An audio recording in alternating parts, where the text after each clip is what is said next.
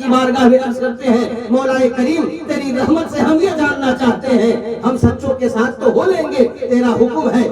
ہم نبیوں کے ساتھ ہو لیں گے تیرا حکم ہے، ہم صحابہ کے ساتھ ہو جائیں گے کیونکہ تیرا حکم ہے، ہم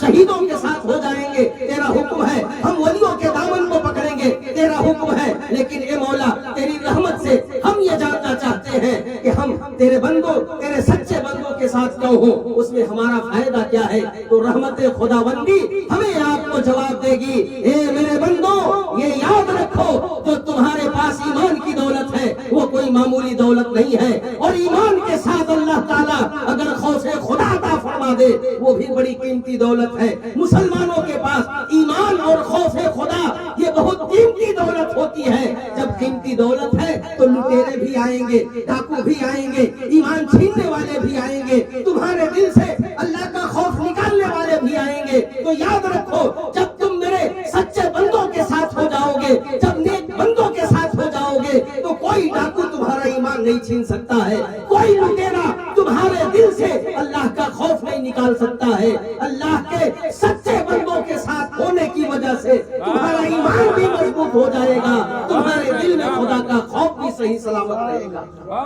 اسی لیے ہمیں آپ کو سچوں کے ساتھ ہونا ہے، اللہ کے نیک بندوں کے ساتھ ہونا ہے۔ اللہ کا بے پناہ شکر ہے، اللہ کا بے پناہ احسان ہے ہم سب کے اوپر کہ اللہ نے ہم سب کو اپنے محبوبوں کی غلامی عطا فرمائی ہے۔ ان محبوبوں میں ایک بڑا نام ہے سیدنا سرکار غوث اعظم رضی اللہ تعالی عنہ کا۔ میں بس چند باتیں بہت تیزی کے ساتھ کہہ کے اپنی جگہ لیتا ہوں۔ سرکار غوث اعظم رضی اللہ تعالی عنہ کے نام لیوا ہیں ہم، ہمارے گردنوں میں سرکار غوث اعظم کی غلامی کا پٹا ہے۔ آپ یاد رکھیں یہ سرکار غوث اعظم کوئی معمولی ولی نہیں ہے، سرکار غوث اعظم کوئی معمولی ہستی کے مالک نہیں ہے، بلکہ سرکار غوث اعظم کے گھرانے کو آپ دیکھیں گے، ان کے والد محترم حضرت ابو صالح موسیٰ پائے کے ولی ہیں، ان کی والدہ محترمہ حضرت ام الخیر فاطمہ بہت بڑی ولیکہ ہیں، ان کی پھوپھی حضرت صوفیہ نام کی، حضرت فاطمہ نام کی۔ سرکار غوث اعظم کی پھوپھی کے حوالے سے میں بتاؤں، ان کا خاندانی حسب و نسب کے حوالے سے جب آپ پڑھیں گے سرکار غوث اعظم کے خاندان کو آپ کو پتا چلے گا۔ غوث اعظم کی پھوپھی جان ہے حضرت فاطمہ ہے، حضرت صوفیہ ہے۔ یہ ان کے پاس جب کبھی کوئی پریشانی بغداد یہ جیلان کے اندر آتی تھی، جب کوئی پریشانی میں پڑ جاتا تھا، کبھی بارش نہیں ہوتی تھی، کبھی گرمی سے لوگ پریشان ہو جاتے تھے، تو لوگ آتے تھے سرکار غوث کی پھوپھی کے پاس اور عرض کرتے تھے، اے بنت رسول آپ اللہ کی بارگاہ میں دعا کریے، آپ لوگ مستجاب الدعوات ہیں، آپ اللہ کی بارگاہ میں جو فریاد کرتے ہیں فوراً سن لی جاتی ہے۔ آپ دعا کریں اللہ ہمیں گرمی سے نجات دے دے، آپ دعا کریں اللہ ہمیں بارش عطا فرما دے، آپ دعا کریں اللہ ہماری پریشانی کو دور فرما دے۔ روایتیں بتاتی ہیں جب لوگ آتے تھے سرکار غوث اعظم کی پھوپھی کے پاس، جب دعا کرواتے تھے دعا ختم نہیں ہو پاتی تھی، سارے لوگوں کی مراد پوری ہو جاتی تھی۔ اسی خاندان کے چشم و چراغ کا نام ہے عبد القادر جیلانی غوث اعظم۔ غوث اعظم کون ہے؟ غوث اعظم ہم کہتے ہیں یہ مقام غوثیت کیا ہے، یہ مقام قطبیت کیا ہے، یہ مقام غوثیت کے بارے میں حضرت قاضی ثناء اللہ پانی پتی رحمت اللہ علیہ فرماتے ہیں یہ مقام غوثیت کی ابتدا حضرت علی سے ہوئی۔ اور سے سنیے گا، مقام غوثیت کی ابتدا حضرت علی سے ہوئی، اور یہ مقام غوثیت حضرت علی کے بعد حضرت امام حسن کو ملا، حضرت امام حسن سے حضرت امام حسین کو ملا، حضرت امام حسین سے حضرت امام زین العابدین کو ملا،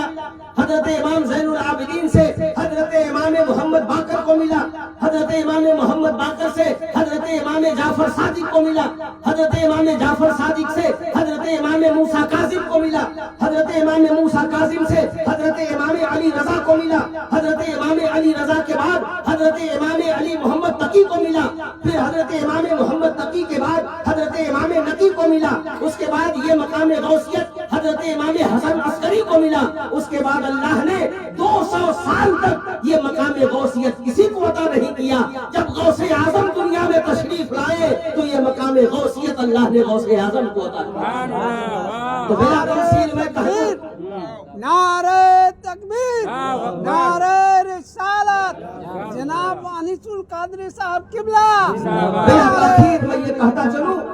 کہ جب غوث اعظم کی ذات کو دیکھیں گے کیا ہے غوث اعظم میں، تو تو میں یہ کہتا ہوں اللہ کی معرفت کا نور ہے غوث اعظم میں، نبی کی نبوت کا نور ہے غوث اعظم میں، صدیق اکبر کی سچائی کا نور ہے غوث اعظم میں، فاروق اعظم کی بصیرت کا نور ہے غوث اعظم میں، عثمان غنی کی سخاوت کا نور ہے غوث اعظم میں، حضرت مولا علی کی شجاعت کا نور ہے غوث اعظم میں، امام حسن کی امامت کا نور ہے غوث اعظم میں، امام حسین کی دلیری کا نور ہے غوث اعظم میں، حضرت امام زین العابدین کی عبادت کا نور ہے غوث اعظم میں، حضرت امام باقر کی معرفت کا نور ہے غوث اعظم میں، حضرت امام جعفر صادق کے نور کا نور ہے غوث اعظم میں، حضرت امام موسیٰ کاظم کی نیکی کا نور ہے غوث اعظم میں، حضرت امام علی رضا کی مہمان نوازی کا نور ہے غوث اعظم میں، حضرت امام تقی کی نیکی کا نور ہے غوث اعظم میں، حضرت امام نیکی کی بصیرت کا نور ہے غوث اعظم میں، حضرت امام حسن عسکری کی روحانیت کا نور ہے غوث اعظم میں، حضرت شیخ عبدالحق محدث دہلوی فرماتے ہیں اگر سب کتب ہے تو غوث اعظم قطب الاقطاب ہے، اور اگر شہنشاہ ہے کوئی سلطان ہے تو غوث اعظم شہنشاہ سلاطین ہے۔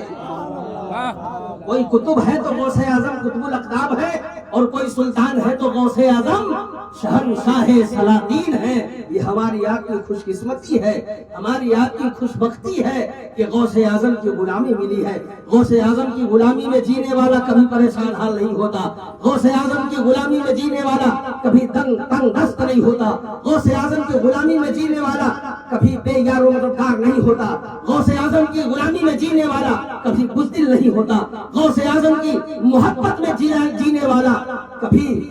کمزور نہیں ہوتا ہے۔ بس شرط یہ ہے کہ غوث اعظم کی غلامی کا، صحیح غلامی کا پٹا اپنے گلے میں ڈال لے، اسی دن اللہ رب العزت وہ عظمت و کمال عطا فرمائے گا، دنیا دیکھ کر حیران و شستہ رہے گی۔ آپ کو بتاؤں دنیا میں بے شمار ولی آئے، بے شمار لوگوں کو اللہ نے ولایت عطا فرمائی،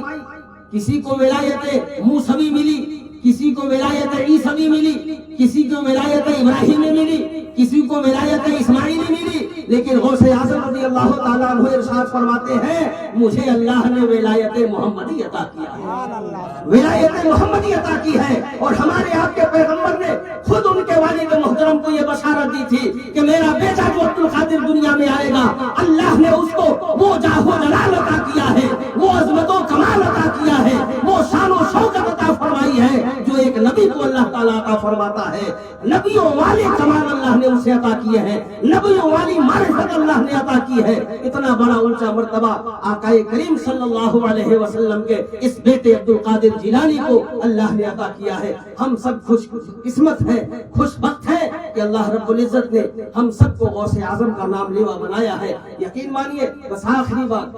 غوث اعظم نے جو ہمیں آپ کو پیغام دیا، غوث اعظم نے ہمیں آپ کو جو پیغام دیا، اس پیغام سے ہم نے منہ موڑا ہے۔ یہی وجہ ہے کہ ہمارے رشتہ غلامی جو ہے وہ کمزور ہو گئے، ہماری رشتہ غلامی جو غوث اعظم کی ہے وہ کمزور ہو گئی۔ اسی بنیاد پہ ہم پریشان اور مجبور و بے بس نظر آتے ہیں۔ ایک صاحب تھے، آئے اور کہا حضور میرے گھر میں سب نمازی ہیں، بڑا مشہور واقعہ ہے، میرے گھر میں سب نمازی ہیں، میں بھی نماز پڑھتا ہوں، محنت بھی کرتا ہوں، کوشش بھی کرتا ہوں، پسینہ بھی بہاتا ہوں، کماتا بھی ہوں، لیکن بے برکتی سے پریشان ہوں، برکت نہیں ہوتی۔ غور کیا غوث اعظم نے، کہا تمہارے مین دروازے پہ پردہ لگا ہے یا کھلا رہتا ہے؟ اس نے کہا کھلا ہے، پردہ لگا دیا، پردہ لگا دیا۔ چند روز گزرے، وہ آیا غوث اعظم کی بارگاہ میں، سرکار غوث نے پوچھا کیا بات ہے، کیا ہوا، کچھ فرق پڑا؟ اس نے کہا حضور اب تو برکت محسوس کر رہا ہوں میں، بے برکتی غائب ہو گئی، گھر میں برکت ہی برکت ہے۔ بڑا حیران تھا کہ پردہ لگانے سے گھر میں برکت نظر آنے لگی۔ اس نے وجہ پوچھی حضور کیا وجہ ہے، کیا بات تھی، کیوں برکت ہمارے گھر سے غائب تھی؟ سرکار غوث اعظم نے ارشاد فرمایا تھا، یہ دعوت فکر ہے، سرکار غوث اعظم نے ارشاد فرمایا کہ جب تمہارے گھر کی جانب سے بے نمازی گزرتے تھے، ان بے نمازیوں کی نگاہوں کی منحوسیت تمہارے گھر میں پڑتی تھی، اسی لیے تمہارے گھر میں برکت نہیں ہوتی۔ تمہارے گھر کے جانب سے بے نمازی گزرتے تھے، ان کی منحوس نگاہیں تمہارے گھر میں پڑتی تھی، ان کی نگاہوں کی نحوست کی وجہ سے تمہارے گھر میں برکت نہیں ہوتی تھی، پردہ لگا دیا، ان کی نگاہیں نہیں پڑ رہی ہیں، تیرے گھر میں برکت ہونے لگی۔ اب فیصلہ ہمیں آپ کو خود کرنا ہے۔ غوث اعظم کے غلام ہیں، غوث اعظم کی تعلیمات ہمارے سامنے ہیں۔ بے برکتی سے ہم بھی پریشان ہیں، کماتے خوب ہیں، بچتا نہیں ہے، کماتے خوب ہیں، آگے نہیں بڑھ پاتے، محنت خوب کرتے ہیں، ترقی نہیں کر پا رہے ہیں۔ یہ شکایت ہر گھر کو ہے، ہر کسی کو ہے،